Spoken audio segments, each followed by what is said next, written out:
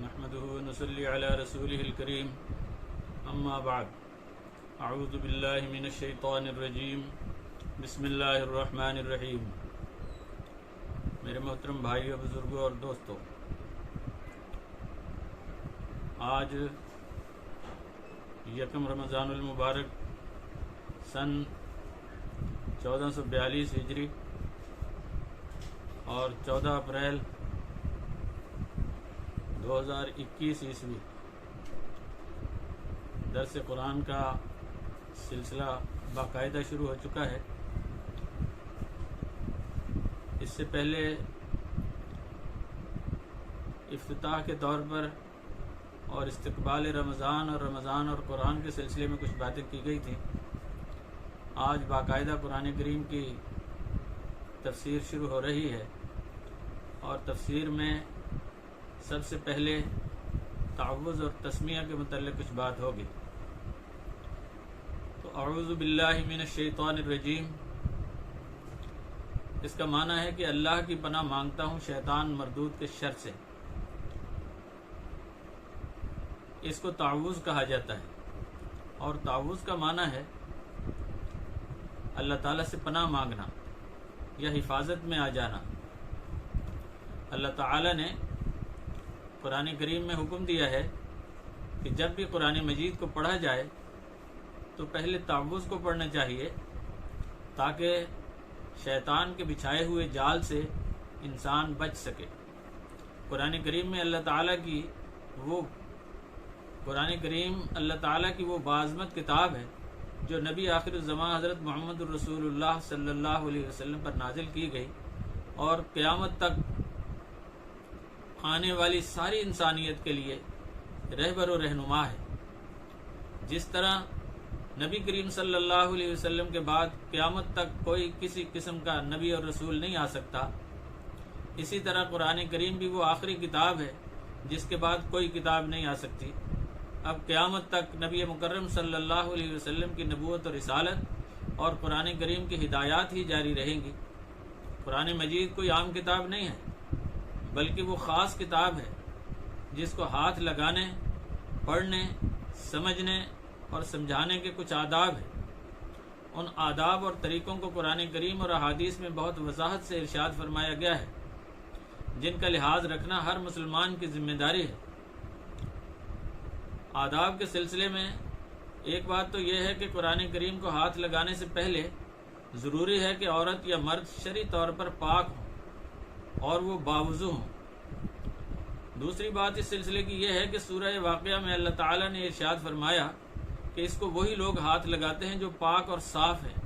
اور حدیث میں بھی آتا ہے، حضور پاک صلی اللہ علیہ وسلم فرماتے ہیں کہ قرآن کریم کو وہی ہاتھ لگا سکتے ہیں جو ہر طرح کی نجاستوں سے پاک ہوں۔ نبی پاک صلی اللہ علیہ وسلم کا ارشاد ہے کہ اس کو ہاتھ نہیں لگاتے مگر وہی جو پاک ہے۔ اور قرآن کریم میں فرمایا گیا ہے کہ جب بھی قرآن کریم پڑھا جائے تو اس کو غور سے سنو اور مکمل خاموشی اختیار کرو۔ اس کا مطلب یہ ہے کہ قرآن کریم کو انتہائی توجہ اور خاموشی سے سنا جائے۔ ارشاد ہے، اور جب قرآن پڑھا جائے تو اس کو غور سے کان لگا کر سنو اور خاموشی اختیار کرو تاکہ تم پر رحم کیا جائے۔ اللہ تعالیٰ نے ارشاد فرمایا ہے کہ قرآن کریم کو شروع کرنے سے پہلے اللہ کی پناہ اور حفاظت کی درخواست کر لیا کرو، تاکہ شیطان کے جال اور فریب سے محفوظ رہو۔ چنانچہ اللہ تعالیٰ کا ارشاد ہے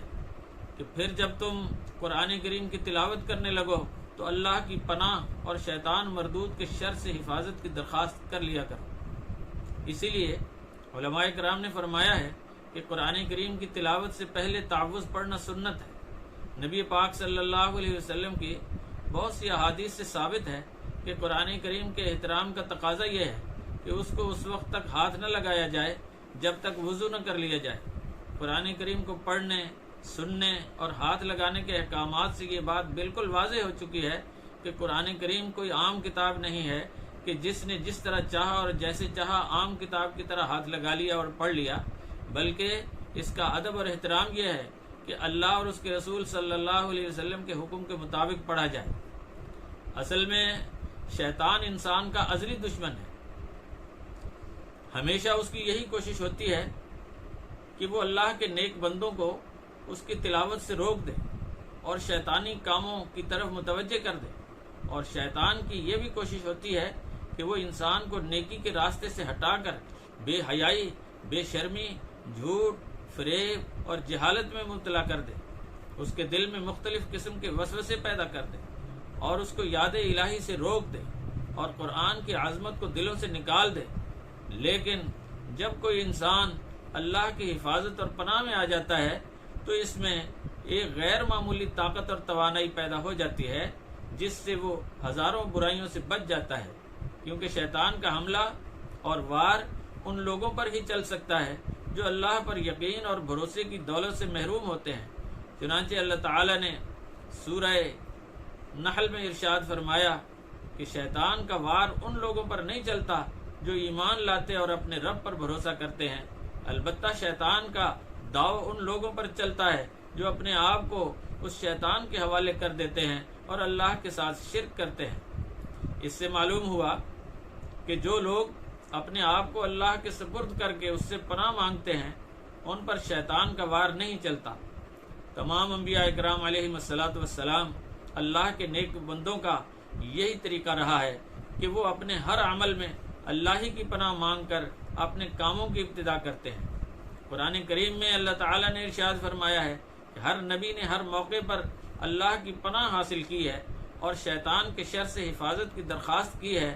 چنانچہ حضرت نوح علیہ الصلاۃ والسلام نے اللہ کی بارگاہ میں عرض کیا کہ اے میرے رب، میں آپ کی پناہ مانگتا ہوں اس بات سے کہ میں آپ سے وہ سوال کروں جس کا مجھے علم نہیں ہے۔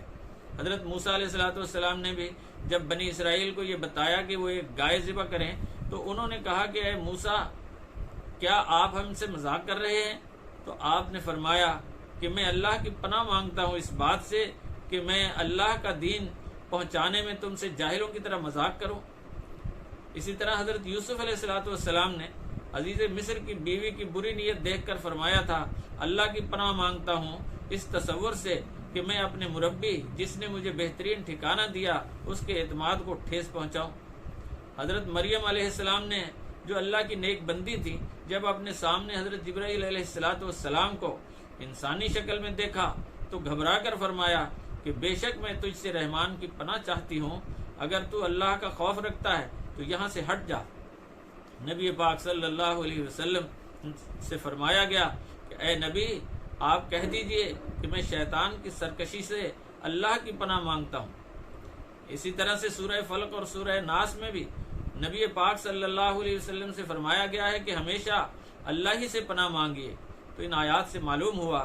کہ انبیاء کرام اور اللہ کے نیک بندے ہر وقت اللہ کی بارگاہ میں اس بات کی درخواست پیش کرتے رہتے ہیں کہ اے اللہ، ہمیں شیطان کے شر سے بچاتے ہوئے اپنی پناہ نصیب فرما۔ تو اللہ تعالی ہم سب کو بھی شیطان کے ہر جال سے محفوظ فرمائے، آمین، اور ہمیں صراط مستقیم پر چلنے کی توفیق عطا فرمائے، آمین۔ اور اس کے بعد بسم اللہ الرحمن الرحیم کہ اللہ کے نام سے شروع کرتا ہوں جو بڑا مہربان نہایت رحم کرنے والا ہے۔ تو بسم اللہ الرحمن الرحیم کو تسمیہ کہتے ہیں۔ قرآن کریم کی تلاوت کرنے سے پہلے جس طرح تعوذ کا پڑھنا سنت ہے، اسی طرح اس کے بعد تسمیہ بھی پڑھنا چاہیے، کیونکہ اس کے پڑھنے سے برکت اور اللہ کی رحمت نصیب ہوتی ہے۔ نبی اکرم صلی اللہ علیہ وسلم نے ارشاد فرمایا ہے کہ ہر وہ کام جو ذرا بھی اہمیت رکھتا ہے اس کی ابتدا اگر اللہ کے نام سے کی جائے گی تو وہ کام نامکمل رہے گا۔ ہر وہ کام جس کی ابتدا اگر اللہ کے نام سے نہ کی جائے گی تو وہ کام نامکمل رہے گا اور وہ ابتر رہے گا، یعنی اس میں برکت نہیں ہوگی۔ اس حدیث سے معلوم ہوا کہ اگر کوئی کام اللہ کے نام سے شروع نہ کیا جائے تو وہ دو حالتوں سے خالی نہیں، یا تو وہ کام نامکمل رہے گا، یا وہ کام اگر مکمل ہو بھی گیا تو اس میں برکت نہیں ہوگی۔ ایک اور حدیث میں ارشاد فرمایا گیا ہے کہ جو شخص وضو میں اللہ کا نام نہیں لیتا اس کا وضو نہیں ہوتا۔ تو احادیث میں بسم اللہ سے ہر نیک کام شروع کرنے کی بڑی فضیلت آئی ہے۔ فرمایا گیا ہے کہ گھر کا دروازہ بند کرتے وقت بسم اللہ کہو، کھانا کھاتے وقت بسم اللہ پڑھو، پانی پیتے وقت بسم اللہ پڑھو، سواری پر سوار ہوتے ہوئے بسم اللہ پڑھو، سواری سے اترتے ہوئے بسم اللہ پڑھو، یہاں تک کہ جب آدمی بیت الخلاء میں جائے تو اس میں داخل ہونے سے پہلے بسم اللہ پڑھ لیا کرے، اس طرح وہ شیاطین سے اور ان کے شر سے محفوظ رہے گا۔ تو ان احادیث اور روایات سے معلوم ہوتا ہے کہ بسم اللہ کی برکت سے آدمی بہت سی شیطانی حرکتوں سے نہ صرف محفوظ ہو جاتا ہے بلکہ اس کو اللہ کی رحمتیں بھی نصیب ہوتی ہیں۔ تو اصل میں شیطان انسان کا ازلی دشمن ہے، اس کی ہمیشہ یہی کوشش ہوتی ہے کہ کسی طرح سے انسان کو نیکی کے راستے سے روک دے۔ قرآن کریم کی تلاوت ایک بہت بڑی نیکی ہے، شیطان اس کو کیسے گوارا کر سکتا ہے کہ انسان اتنی بڑی نیکی حاصل کر لے، لہذا اس کی یہی کوشش ہوتی ہے کہ کسی طرح آدمی قرآن کی طرف نہ آ سکے۔ فرمایا گیا کہ اس کی کوشش کو ناکام بنانے کا ایک ہی طریقہ ہو سکتا ہے کہ تعوذ اور تسمیہ پڑھ لی جائے تاکہ شیطان کی ہر کوشش ناکام ہو جائے۔ عرب کے کفار کا طریقہ یہ تھا کہ وہ ہر کام کی ابتدا اپنے بتوں کے نام سے کیا کرتے تھے۔ جب اعلان نبوت کا اعلان ہوا تو پہلے نبی مکرم صلی اللہ علیہ وسلم پر جب تک بسم اللہ نازل نہیں ہوئی تھی، آپ اپنے ہر کام کی ابتدا بِاسْمِکَ اللہم سے کیا کرتے تھے، لیکن جب سورہ نمل کی آیت میں پوری بسم اللہ الرحمن الرحیم نازل ہو گئی تو پھر آپ ہمیشہ اپنے ہر کام کی ابتدا بسم اللہ الرحمن الرحیم سے کیا کرتے تھے، اور اسی کا حکم امت کے لیے بھی ہے کہ وہ اپنے ہر کام کی ابتدا بسم اللہ سے کیا کریں۔ تو اللہ تعالی مجھے اور آپ کو عمل کی توفیق عطا فرمائے۔ وآخر دعوانا ان الحمد للہ رب العالمین۔